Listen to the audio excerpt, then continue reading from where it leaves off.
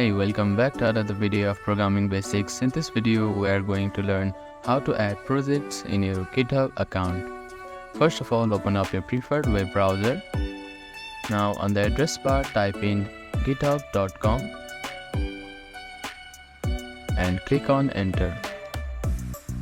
Now make sure that you are logged into your account. After that, create any repository here.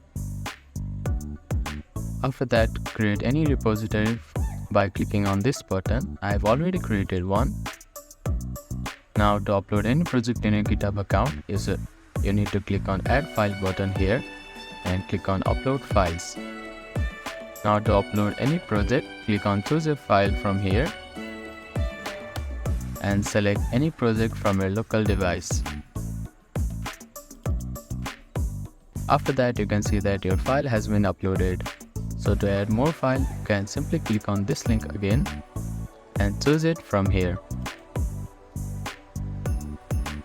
After the files is uploaded, you can click on commit changes button. Now you can see your files on your repository here. So that is how you can upload your projects on GitHub account. Thank you for watching this video. Please do not forget to like, share and subscribe to our channel and comment down if you have any queries.